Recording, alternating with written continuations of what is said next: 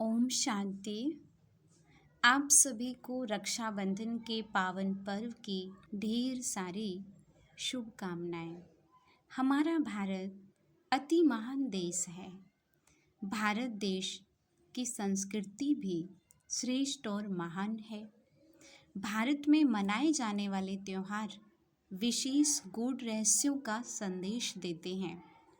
रक्षाबंधन भी उन त्योहारों में से एक पावन पर्व है। रक्षाबंधन ये दो शब्दों से मिलकर बना है। एक है रक्षा और दूसरा है बंधन। तो संसार में ये त्योहार भाई और बहन का पर्व माना गया है। वास्तव में क्या बहन को ही रक्षा की ज़रूरत है और किसी को नहीं? सच में देखा जाए तो आज हम सभी रक्षा की, संरक्षक की, सुरक्षा की, मदद की हम सभी को ज़रूरत है। रक्षा अर्थात हमको किससे चाहिए और किसको रक्षा चाहिए? क्या एक दैहिक नाते से बहन को या भाइयों को रक्षा की ज़रूरत है? क्या दैहिक रूप को ना देख करके जो अंतरात्मा है हमारी उसको रक्षा चाहिए? वास्तव में 5 प्रकार से रक्षा की हर आत्मा उम्मीद करती है। पहला है तन की रक्षा, दूसरा है धर्म, सत्यत्व, पवित्रता की रक्षा, तीसरा है काल से रक्षा, चौथा है आपदाओं व संकटों से रक्षा, पांचवा है माया के विघ्नों से रक्षा। और बंधन अर्थात बंधना नहीं है, हमें अपने से प्रतिज्ञा करनी है, प्रण लेना है, दृढ़ संकल्प करना है, हमें पवित्रता का जैसे व्रत लेना है, शुद्ध वृत्ति का संकल्प लेना। तो परम पिता परमात्मा हमारी सदैव रक्षा करते हैं।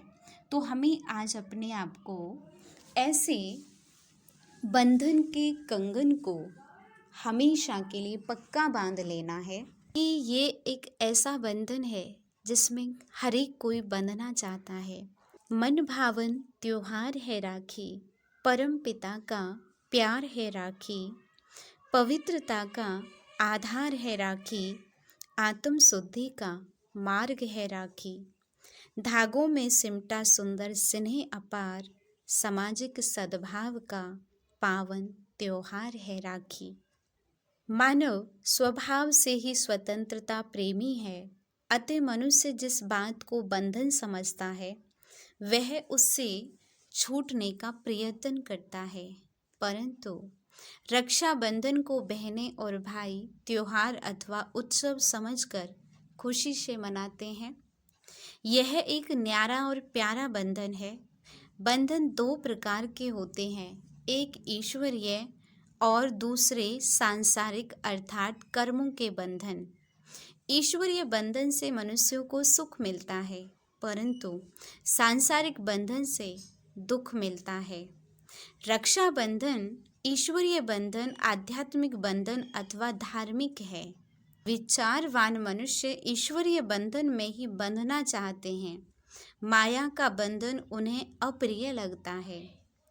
रक्षा बंधन के गूढ़ रहस्य को समझने के लिए पहले यह जानने की आवश्यकता है कि मनुष्य की सब प्रकार की रक्षा कैसे और किस द्वारा हो सकती है, और बहनें अपने भाइयों से किस प्रकार की रक्षा चाहती हैं। विचार करने पर आप इस निर्णय पर जरूर पहुंचेंगे कि प्रत्येक मनुष्य 5 प्रकार की रक्षा चाहता है, परंतु प्रश्न यह है, क्या कोई मनुष्य इन 5 प्रकार से किसी की रक्षा कर सकता है? जैसे तन की रक्षा पर ही विचार कर लीजिए। तन की रक्षा के लिए मनुष्य अनेक कोशिशें करता है। जैसे कोई बीमारी हो जाए, चोट लग जाए तो मनुष्य बहुत दुख सहता है। आखिर में कहता है जिसकी मौत आई हो उसे कोई नहीं बचा सकता, अर्थात कहते भावी टालने से नहीं टलते। दूसरा है धर्म, सत्यत्व अथवा पवित्रता की रक्षा। कई लोगों का कहना है मुसलमानों के शासन काल में बहनें भाइयों को इसलिए रक्षाबंधन बांधती थी कि यदि मुसलमान उनकी धर्म पवित्रता पर आक्रमण करें तो भाई उनकी रक्षा करें। परंतु मनुष्य सर्वसमर्थ तो है नहीं, न जाने कितनी बहनों माताओं की लाज लुटी होगी। दुष्टों से पवित्रता की रक्षा सर्वसमर्थ परम पिता परमात्मा ही कर सकते हैं। इसलिए प्रसिद्ध है, कौरवों की सभा में जब द्रौपदी का चीरहरण होने लगा तो कोई भी मित्र संबंधी परिवारजन उनकी रक्षा न कर सका, तो उन्होंने आखिर में भगवान को ही बुलाया, पुकारा, संबोधित करते हुए कहा, हे प्रभु, मेरी लाज रखो, हमारे धर्म की रक्षा करो। तो निसंदेह भगवान ही हैं जो माताओं बहनों के धर्म की रक्षा कर सकते हैं। तीसरा है काल के पंजे से रक्षा। मनुष्य तो स्वयं ही काल अधीन है। बड़े बड़े योद्धाओं को भी काल खा जाता है। सिकंदर का भी उदाहरण हमारे सामने है। उसने अनेकानेक सैनिकों को मारा और मरवाया, परंतु स्वयं को काल से नहीं बचा पाया। एक भगवान ही है जिन्हें कालों का काल, महाकाल, महाकालेश्वर, अमरनाथ कहा जाता है, प्राणनाथ भी कहते हैं। तो परमात्मा शिव की ही महिमा है, जिसको राखे साइया मार सके ना कोई, बाल ना बांका कर सके चाहे जग बैरी होई। तो एक परम पिता ही हमारी काल के समय में रक्षा कर सकते हैं। अगला है सांसारिक आपदाओं, लौकिक संकटों से रक्षा। सदा के लिए दुखों अथवा संकटों से भी एक परमात्मा ही रक्षा कर सकते हैं। कोई भी मनुष्य आत्मा ये कार्य नहीं कर सकती। परमात्मा को ही संकट मोचन, दुख भंजन और सुखदाता कहते हैं। परमात्मा ही काल कंटक दूर करने वाले हैं। तो इसलिए यह रक्षा का उत्तरदायित्व भी परमात्मा ही संभालते हैं। अगला है माया के बंधन से रक्षा। मनुष्य परमात्मा को पुकार कर कहते हैं, विषय विकार मिटाओ, पाप हरो देवा। गज और ग्रह का भी प्रसंग है। वह भी इस रहस्य को स्पष्ट करता है कि जब ग्रह गज को निगलने ही वाला था तो भगवान ही ने ऐसे समय उनकी रक्षा की।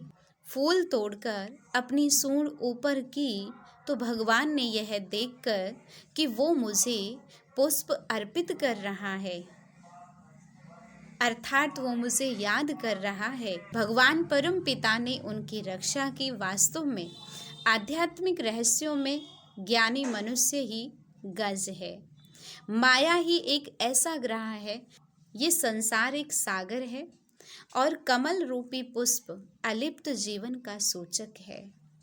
राखी एक ऐसा पवित्र बंधन है जिसमें हर कोई बंधना चाहता है। वास्तव में ये त्योहार विजय की याद दिलाता है, विजय का प्रतीक है। इसलिए प्राचीन काल में राजपूत जब लड़ाई पर जाते थे तो दुश्मनों से रक्षा के लिए महिलाएं उन्हें कुमकुम लगाने के साथ रेशमी धागों में रक्षा सूत्र भी बांधती थीं। कहा जाता है रक्षाबंधन के पावन पर्व की ये महिमा है अपरम अपार। बंध जाए जो इस पवित्र बंधन में, हो जाए उसका बेड़ा पार, हो जाए उसका बेड़ा पार। भारत के अंदर एक बार इंद्र राजा को असुरों पर विजय प्राप्त करनी थी, तो इंद्राणी ने विजय का रक्षा सूत्र बांधा था, विजय का तिलक लगाया और वो विजयी होकर के लौटे।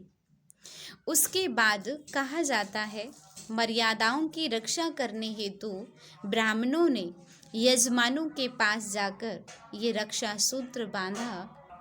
लेकिन जैसे जैसे संसार में विकृतियां बढ़ती गईं तो सबसे पवित्र रिश्ता भाई और बहन का रहा, और ऐसे समय पर बहनों ने भाइयों से यही रक्षा की उपेक्षा रखी कि भाई हमारे जीवन की पवित्रता की रक्षा करें।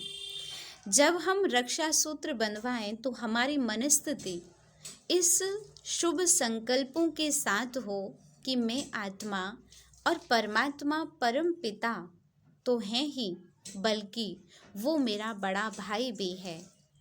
उस संबंध से, क्योंकि एक परमात्मा ही है जिनसे हम सर्व संबंधों में सुख ले सकते हैं, तो एक परमात्मा ही है जो हमें इस धर्म की रक्षा के लिए प्रतिबद्ध करता है। राखी पर क्या दें? दुनिया में भी कहा जाता है, बहनें जब राखी लेकर आती है, मिठाई लेकर आती हैं भाइयों के लिए, तो भाई जरूर उनको सौगात भेंट करते हैं। जो बनता है वो आप जरूर दें, परंतु परमात्मा को हमारे जीवन के अंदर जो रही हुई कमजोरियां, विकृतियां, आसुरी वृत्तियां हैं, उनकी हम सौगात भी जरूर दें। आप जिस क्षेत्र में सफलता प्राप्त करना चाहते हैं, आपका सफलता जन्म सिद्ध अधिकार होगा।